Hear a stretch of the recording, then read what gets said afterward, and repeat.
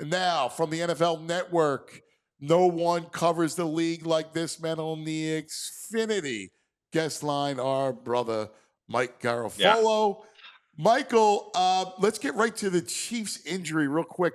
Is Worthy Yeah. playing? Because I thought he was out. And then I don't there think was, so. yeah. Yeah. I think it's just, I think he's getting some work in, and he was just so heavily braced there. I don't know that for sure. I'm going to have to check today, and really Friday's the day where you can start to really get some answers on it. I mean, he may be ruled out or in, and we may know before that. But my hunch is maybe he'll be listed as questionable, and this could wind up being a head fake. But I'll know for sure. I'm surprised. It was not the word that we were getting early in the week. I'll put it to you that way. Yeah, because I had heard early in the week that he was out. Yeah. Like, it was a bad spot. Where Yep. where are the Chiefs right now? And when you look at them as a whole, and obviously we know the guys well, and we know them inside and out, and they don't want to start Yeah. 0-2. It's the Super Bowl rematch. So all eyes watch, Yeah. but you're depleted.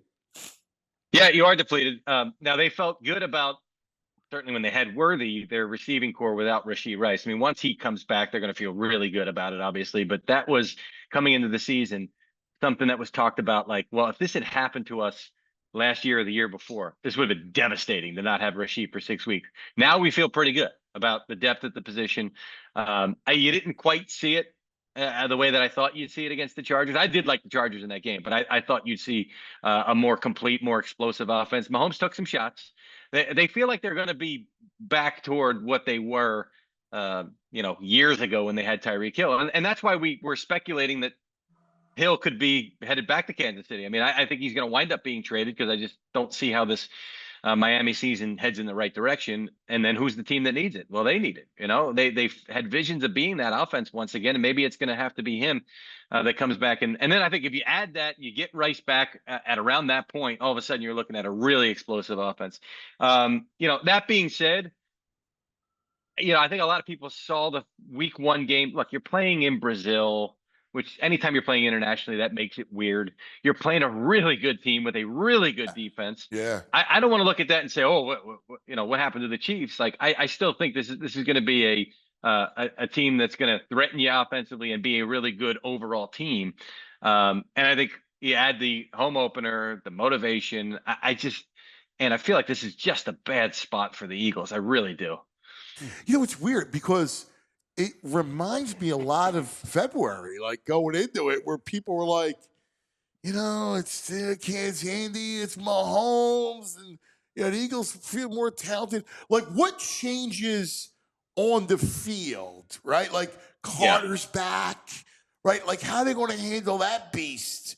Like Eagles defense. Like, the Chiefs are going to run a lot of underneath stuff, and the Eagles defense flows to the ball really, really well. They tackle really, really well. I just don't know what changes on the field. Because, and during that game, a couple of personnel guys, were like, hey, this Eagles team's having problems on the back end. Adoree Jackson being one of them, obviously. And, right. and I had one guy like, yeah, this team can't cover. That's what he was saying. I was like, all right, well, let's see when you guys play them, what happens in that regard if you can exploit these things.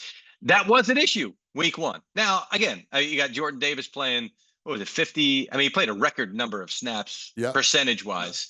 And if Jalen Carter's there, and if Jalen Carter's there, obviously that's disrupting things, and maybe that hides a lot of that stuff. I mean, you saw it with Green Bay last night. The way that Keyshawn Nixon, Baldy did a great breakdown, but the way that Keyshawn Nixon was able to play, knowing that the guys up front are disrupting, that allows you to start playing tighter and taking more challenges up front. So if you can get that a little bit, now obviously maybe your cornerbacks will get a chance. Offensively, I don't want to be in a spot where I need Jalen to have 20-yard scrambles to really convert some stuff, which they did. And kudos to him. I'm not knocking him by any stretch, but like you got to start playing a little bit more in rhythm. And, all of a sudden I tend to, and this is why I was, with Brain, the NFL season can be weird as you get into October, November, where all of a sudden you'll have a result on Sunday and be like, whoa, where did that come from? You very rarely get that week one to week two. It's usually pretty consistent because teams are still coming off whatever they were in training camp. Other teams trying to find themselves. That's why I love Green Bay last night. I said that performance in week one is just going to carry over, especially on a short week. Yeah. And Washington was a little sloppy against the Yes. Giants. So Yeah. I'm putting this all together, and I'm like, I'm having a hard time getting past some of those key points for the Eagles. Is there, what was it? What did they say about the Eagles' offense and handling the blitz? Baldy was interesting because Baldy pointed out that once again the offense did not perform well against the blitz. Even though I don't know, I thought Jalen played a really solid game and hurt everybody with their legs. But then the offense did go into a spell, like a couple spells, and Saquon never got loose. I mean, you pieced it all together. Saquon never got loose. AJ Brown had one target in the fourth quarter.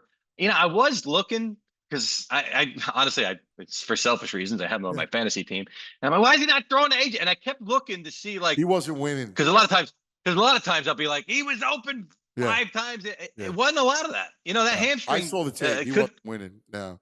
Yeah, that hamstring could still be an issue for him.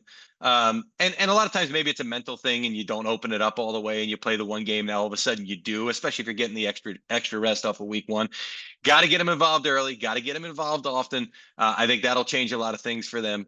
So yeah, I think that was a big part of the issue against the Cowboys. So let's go kind of around the league. Green Bay, because I love them. Yes. They're nasty. Or I was going to say, are this year's Lions, that they're the story of the regular season. Might be. They are really good. Jeff Hafley's the defensive coordinator. He's really good. Yeah. I always thought LaFleur was one of the best coaches in the league since he's gotten the role. Yeah. I mean, look what he does with Kraft. We were talking about how good Kraft is, but like this scheming him open, like his schemes work, man. He knows how to draw it up.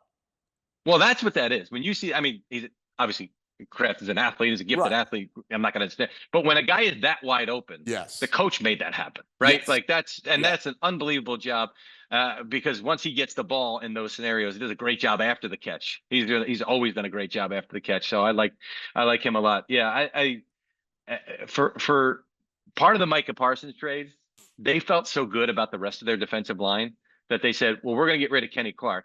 Fantastic player. Dallas needs him. It's going to really help Dallas upgrade their middle. But we've got other guys that we feel good about. So we're staying here, or maybe a slight drop, but we're getting a great improvement on the edge with Parsons. And you saw how disruptive he was last night, holding penalties, disrupting the rhythm on a lot of other plays. And he's, still working his way into top form there. So the quarterback is the most important thing in this league. And the next most important thing is disrupting them. And that's why the Packers did it. I like that roster a lot. It's early. At this point last season, the Saints looked amazing. So you don't want to get too nuts about it. Right. But there's a lot to like there. No, I know. I feel the same way. How about Washington? Where's Washington at?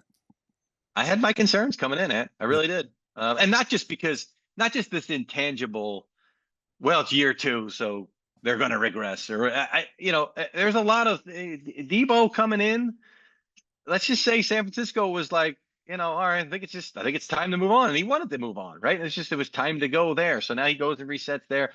Laramie Tunsil, I mean, who gives up a franchise left tackle in this business, right? If they still felt like he was at the top of his game and still had several good years left. Now they're going for it. I get it because they haven't paid Jaden Daniels yet. That'll change things. We've seen it with the Eagles, whether it was Wentz or Hurts. Before that contract, you really try to go for it. And that's what they're doing. I mean, we ran a thing the other day that said they're the oldest roster in the league. That doesn't mean they're a bunch of old geezers. It's that they're at that point where you can bring in these veterans here and really, really try to go for it. So from a schedule standpoint, there's a lot of, and I know Mike North with the NFL, I did ask him about this after they made the schedule. He says, we don't feel like this is a thing, but there's a lot of rest disparity on that. They've got like 4 games against teams coming off byes. There's a lot of questions to be had there when it comes to the Washington Commanders. So not overreacting, but it didn't look clean. No, and I didn't. Speak of his schedule, they have the weird schedule where the Eagles play the Giants twice in 3 weeks, and they play Washington twice in 3 weeks at the end.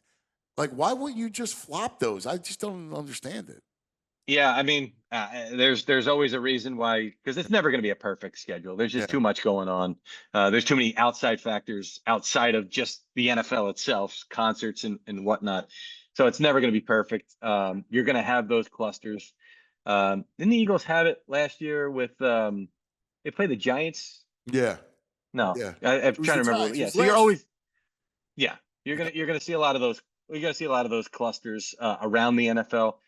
To have two of them like that is Yeah. kind of weird. You just hope it plays to your advantage the way it's lined up.